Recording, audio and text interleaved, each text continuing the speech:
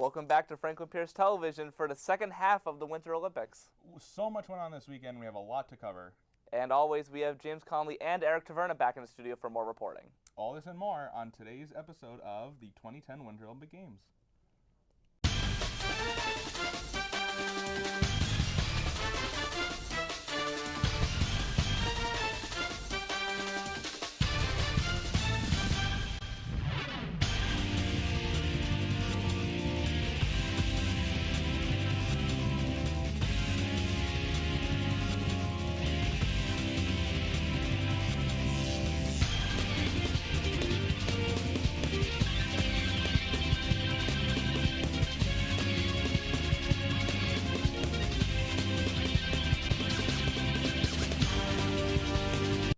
Okay, Mike, we have so much stuff to cover over the last couple of days. We were gone the whole weekend, but now we're back to cover all the events that happened over the weekend. So let's get right into it. All right, you start off, Nick. Okay, I have the ice dancing competition, which started Friday night with the compulsory dance. After the first round, the Russian duo of Oksana and Maxim were in the lead with two American teams at third and fourth. On Sunday, the compares competed in the original dance section, and the Canadian duo of Virtue and Moir jumped to first, while the American team of Davis and White moved up a position to second. The event will conclude with the free dance portion Monday night at 7:45, where the medals will be decided.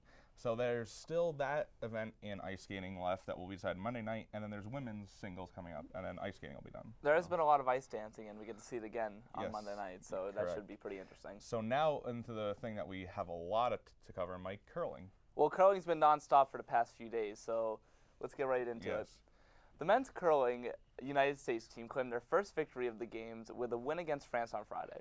With San Francisco 49er and honorary team captain Vernon Davis watching from the crown, John Schuster was benched and replaced by alternate Chris Ply. Jason Smith was impressive and threw the last stone for the U.S., securing their victory. On Saturday, Schuster was back and his team faced Sweden.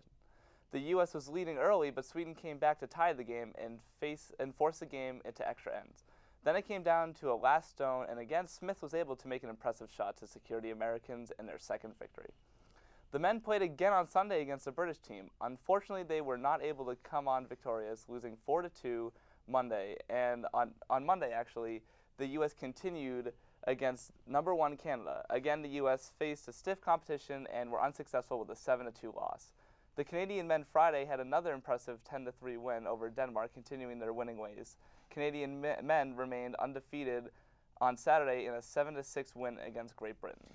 And in that Great Britain match was probably their best competition so far, and then Canada remained undefeated when they beat the United States team on Monday. Well, this is Canada's sport, and they're looking really impressive. The men, yes, both teams are still undefeated, men's and women's Canada. And with that, let's go to women's curling. And the United States women's curling attempted to continue their momentum when they played the British women on Saturday. The Americans came back late to force an extra end in which they won 6-5. Their winning ways did not continue, however, with a devastating 9-2 loss to the undefeated Canadian women. The women had a chance to redeem themselves against Sweden late Sunday night, and the U.S. decided to try a lineup change, causing Allison Pottinger to throw the last two stones for the first time in the 6 years Team McCormick has been together. While they played well, it was not well enough, and the team had to concede before the final end with a score of 9-3. The women have Monday off, but a tough Tuesday ahead with two games they need to win, and they play the world champion Japan on Tuesday. So China, sorry. So that's going to be tough for. The men's team is pretty much mathematically out, and the women pretty much are out too, but mathematically not. The women need to win both games on Tuesday, and they may still make it into the next round. Mm-hmm. But now let's go to Eric, who has some reporting about the biathlon events that happened over the weekend. Thanks, guys. On Sunday, the men and women competed in the biathlon mass start. The results for the men are Evgeny Ustugov claiming the gold with a time of 35 minutes, 35.7 seconds. The second place finisher was Martin Fourcade, who was 10.5 seconds behind the leader. Rounding out the top three was Pavlov Herat, who came in 16.6 seconds behind Ustugov. Then the highest U.S. competitor was Tim Burke in 18th place, and he was 1 minute and 9 seconds behind Ustugov.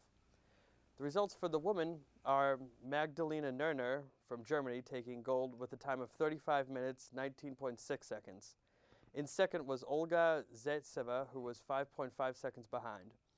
The bronze went to Simone Hoswald, who was 7.3 seconds behind the leader. Back to you guys. Thanks, Eric. And now let's go to a event that happened over the weekend that started and ended over the weekend, which is skeleton. So the men's and women's skeleton concluded on Friday night, and on the men's side, the top three remained the same after the first two runs that happened Thursday, with Canada's John Montgomery claiming gold, Latvia's Marcus Dukers ended up with the silver, and Alexander Tretriakov of Russia got the bronze. The women's finals had a much more controversial ending. After Amy Williams of Great Britain recorded the fastest time on the track, two protests were filed claiming her helmet did not conform to the International Federation of Bobsledding and Tobogganing's rules. The federation, however, denied these protests, and Williams was awarded the gold medal.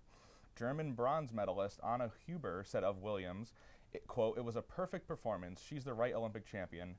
And that Williams gold marks the first time since 1980 that an individual has claimed the top prize at a Winter Olympic Games from Great Britain. And German's Kirsten Sismiakawi ended up with the silver.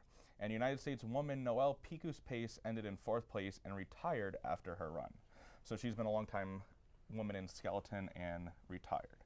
And that was exciting that the gold medal wasn't decided that night because they weren't sure if her helmet was regulation. But Mike, now you have hockey in an incredible game over the weekend. It was an incredible preliminary hockey game on Sunday when the United States and Canada came down to a last minute of play. Brian Rafalski scored 2 goals for the U.S. in the early in the first. Going into the third period, the U.S. was leading 3-2, but a string of Canadian penalties gave Jamie Longenbrunner of the U.S. a power play goal.